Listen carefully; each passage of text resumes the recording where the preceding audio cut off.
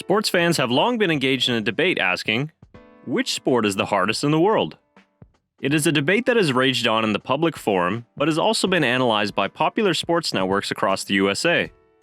A common thread amongst these rankings is the particular absence of Formula One racing at the top of these lists.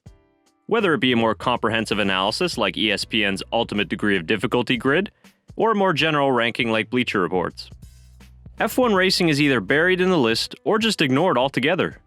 It is these rankings and lists compiled by experts that got me thinking. Most North American sports fans or writers have absolutely no clue just how difficult Formula One racing really is. It is the purpose of this opinion piece to shine a light on the incredible physical and mental strength needed to be a Grand Prix driver at the highest level of motorsport. Often overlooked and quite frankly not given enough respect, I'm going to explain 4 reasons why Formula One is the hardest sport in the world. Number 1. Physical fitness.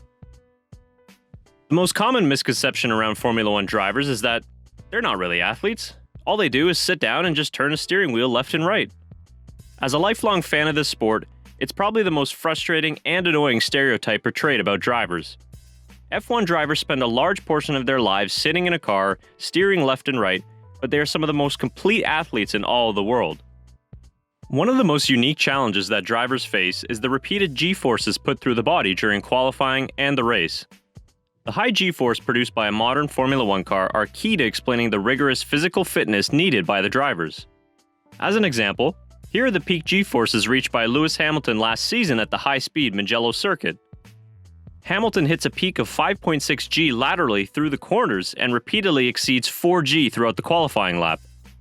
Intense G-forces on the body will increase a driver's heart rate and make it harder to breathe as the load is generated through a corner. In order to sustain these tough loads on the body, Formula One drivers need to properly prepare each part of their body in order to cope throughout a Grand Prix weekend. Let's take a look at some other parts of the body that F1 drivers need to train in order to handle a Formula One car. First up, you have the neck and the core muscles. Now, the neck is not something that most professional athletes train, but in modern Formula One, neck strength is a crucial part of driver fitness. Studies have shown that Formula One drivers have the strongest neck muscles in all of motorsport and can shift up to 88 pounds with their neck alone. Core strength is another critical aspect of driver fitness. As much like neck strength, core strength enables the driver to handle the repeated high G-forces produced by the cars, and stability of a driver's body helps maintain head and body position, which helps the driver focus on corner apexes. Next up, you got the legs. If an F1 driver is sitting down most of the time, why do they need strong legs? Well, this may come as a surprise to many outside the F1 world, but there's an immense amount of pressure needed to apply the brake pedal to stop the car. During the course of a race, drivers will apply brake pressure as many as 1,200 times. That brake pedal is not like the one in your road car either. You need about 120 bar of pressure to fully depress the brake pedal, and then the driver will slowly ease off of that as F1 cars do not have an anti-lock braking system. To give you an example, at the circuit Gilles Villeneuve in Montreal, Canada, drivers have to apply over 930 kilos of pedal load per lap, which adds up to 65,590 kilograms over the course of a 70-lap race. The intricacies of modern F1 aerodynamics also assist in decelerating the car, but the driver's left leg is still taking the brunt of the load. Lastly, we have cardio and weight management. The preparation of an elite Formula One driver is actually quite similar to that of an Ironman athlete. A strong cardiovascular system is critical to the success of an F1 driver. During the race, a driver's average heart rate hovers around 170 beats per minute. Compare that to the average resting heart rate, which averages around 60 to 70 beats per minute. High cardio levels need to be maintained by Grand Prix drivers as it is key to their success. A driver that is not adequately prepared will struggle with mental and physical fatigue, which in turn can result in a loss of performance.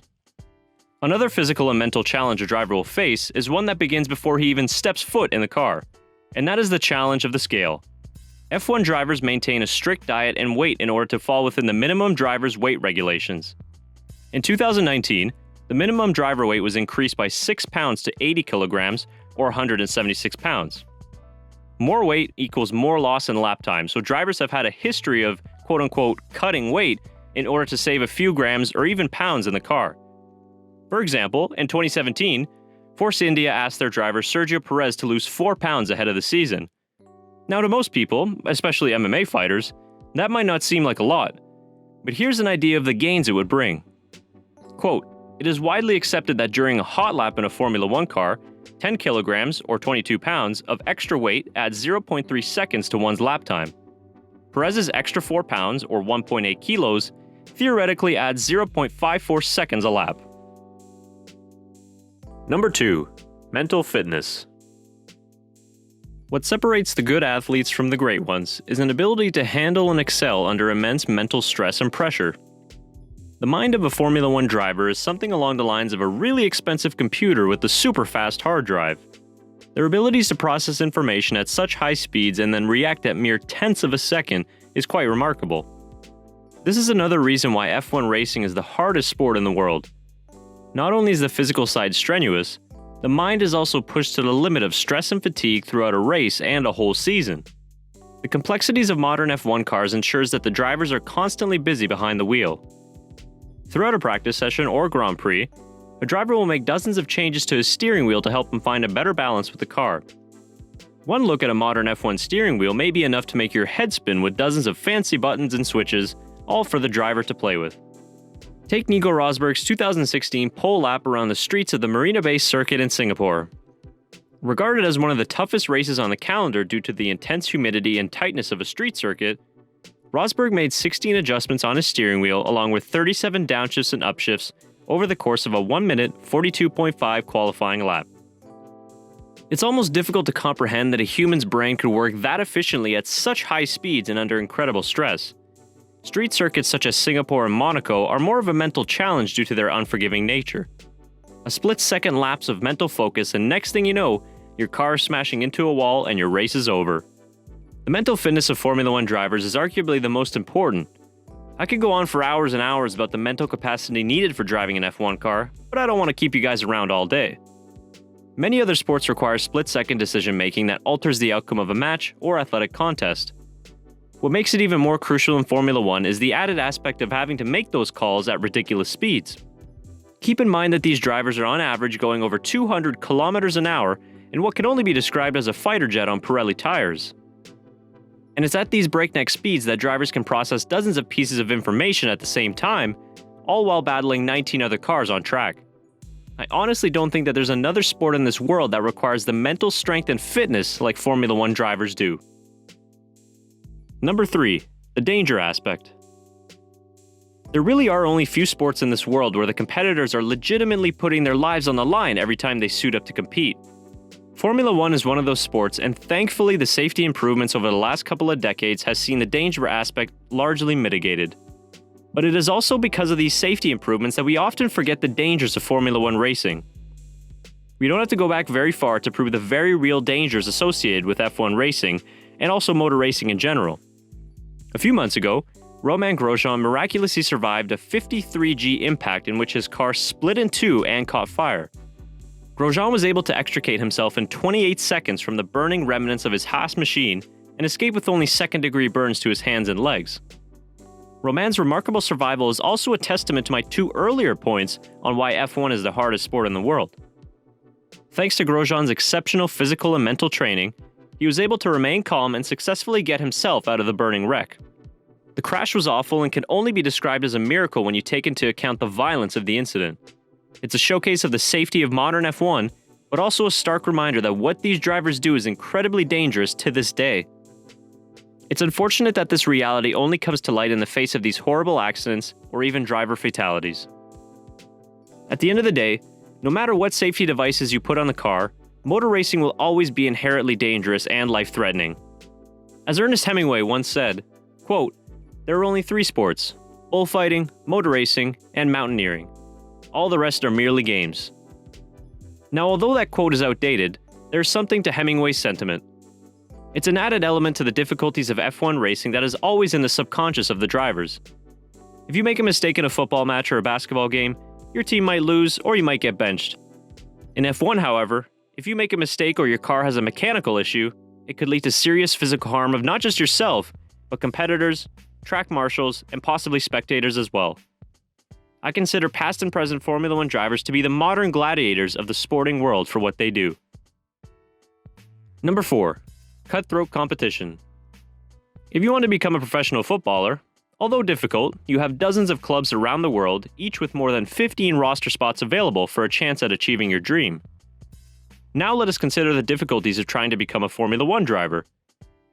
There are 7.8 billion people on this earth today and only 20 Formula One seats available. Math was never my strong suit, so I'll leave it up to you to calculate the chances of becoming an F1 driver. Bottom line is, you have to be one of the best drivers in the world to even compete in Formula One, and sometimes even talent isn't enough. As we've seen in recent years, financial motives and the expenses of the sport has led to some teams going down the pay driver route. With that being said, you still have to be incredibly talented just to step into a Formula One car. The very best drivers from all walks of life compete against each other in one of the most cutthroat sports in the world. It is such a pressure cooker environment to be in, especially if you are part of a contending team. The last few seasons in F1 have shown just how brutal the sport can be to young drivers who do not deliver for the big teams. The difference between F1 and other sports is that one bad season in another sport might lead to relegation to the bench, whereas in Formula One, one bad season can lead to losing your job and never returning to the sport.